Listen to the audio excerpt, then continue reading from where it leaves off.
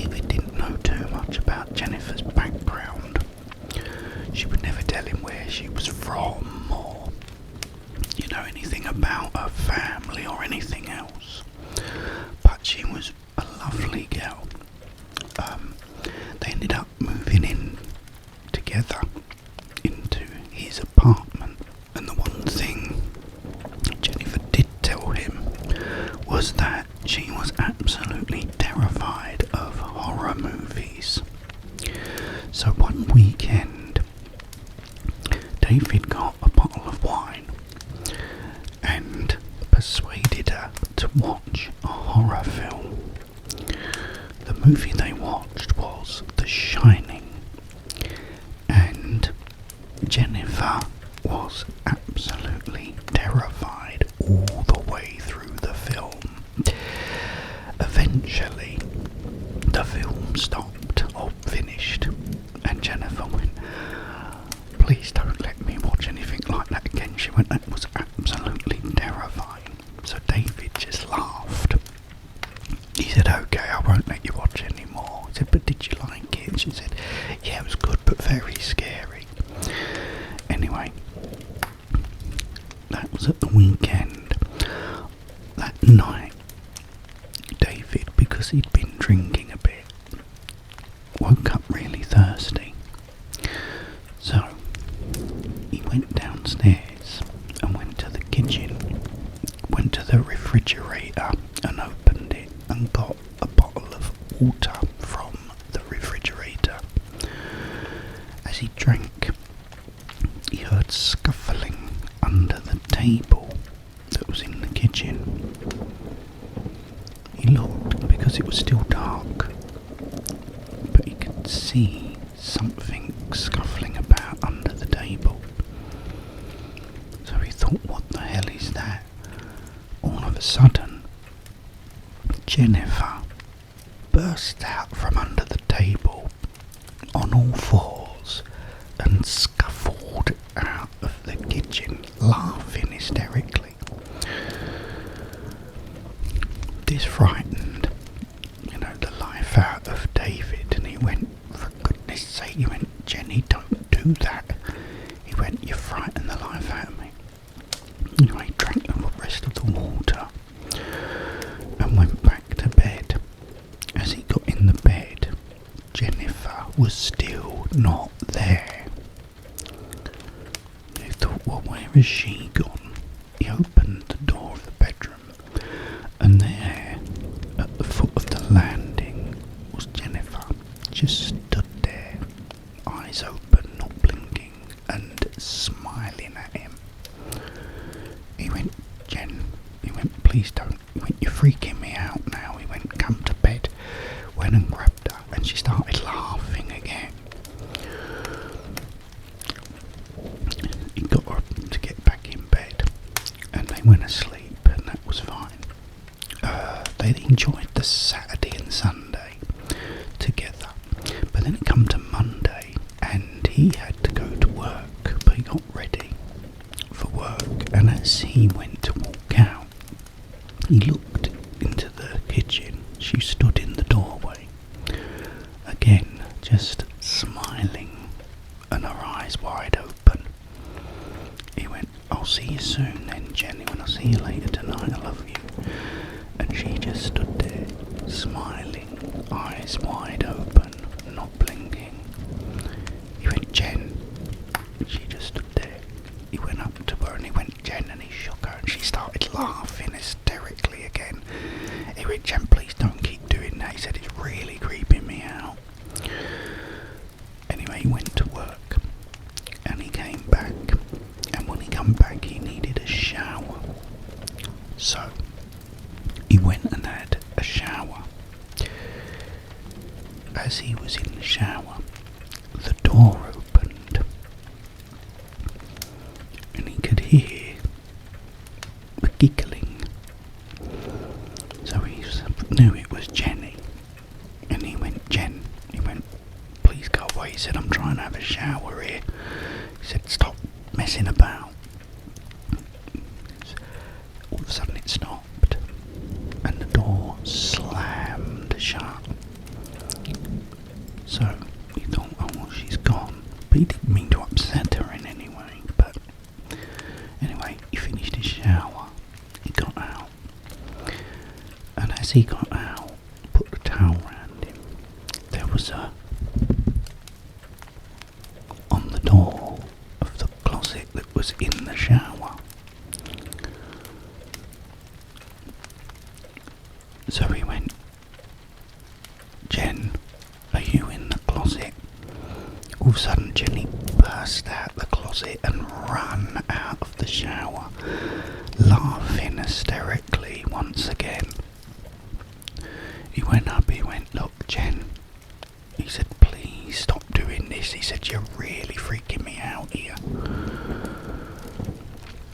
This kept on, this strange behaviour. So one day, instead of coming home, he went to his friend's house and started telling him about her behaviour and all the things she was doing.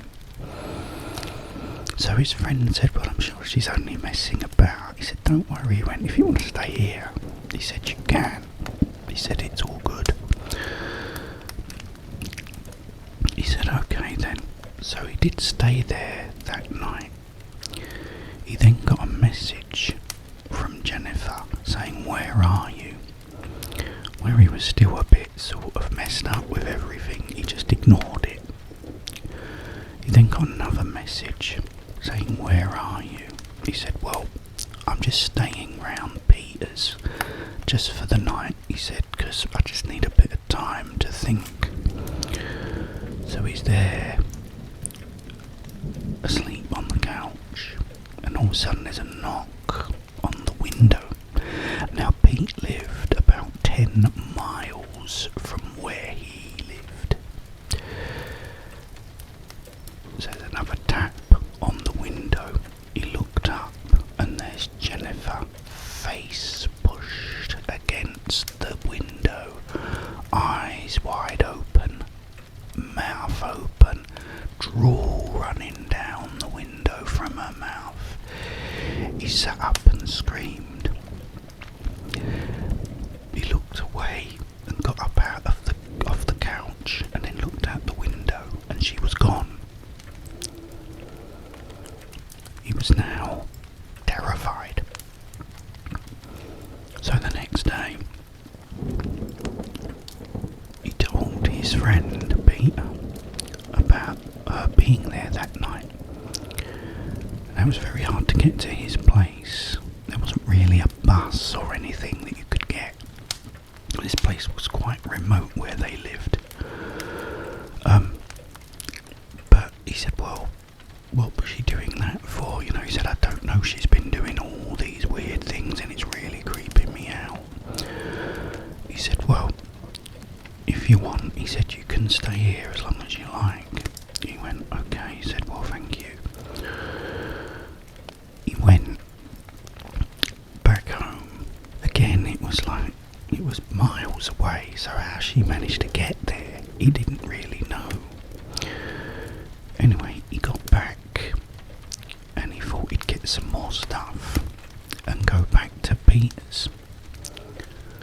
As he went to go into the bedroom to get some clothes, he heard on the wardrobe again, or the closet. He went, Jen, he went, are you in there? And he could hear a giggling from inside the closet. He went, Jen, please don't do this. He said, it's really freaking me out. He said, what's wrong with you? All of a sudden his phone went off and he had a message on it from Jenny saying, I found you. He then heard more giggling from the closet. This time he didn't even bother. He just quickly put some clothes in a bag and ran out of the house. He went back again and stayed at Peter's.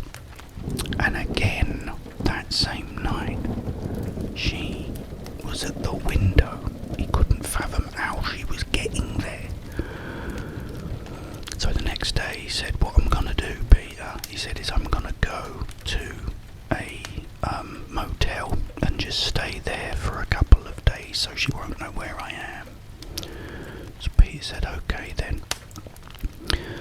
So he drove back to this motel that he'd seen on the way and got a room. He sat down on the bed and put the channel on for the news, and it's just talking away saying about various things, and he's sitting there.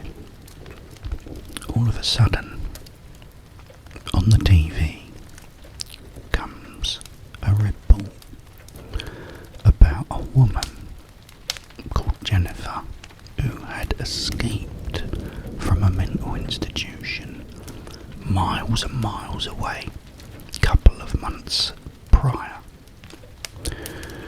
to him meeting Jenny,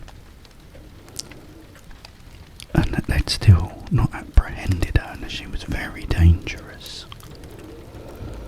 All of a sudden his phone goes off. He's got a text from Jenny saying, "I found you." All of a sudden he hears from the wardrobe or closet, and he thinks, oh no. He then hears the giggling. He slowly walks up to the closet and pulls the doors open. There in the closet is Jenny with a hatchet. She says, "Here's Jenny." Oh, that was a good one. I hope you enjoyed that one, guys.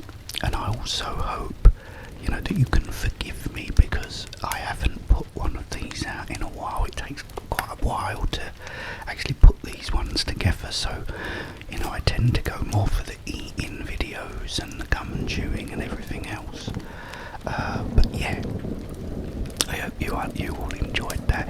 It's Saturday night, guys, so have yourselves a brilliant Saturday night. I will be back with much more, so please stay tuned. But in the meantime, have yourselves a wonderful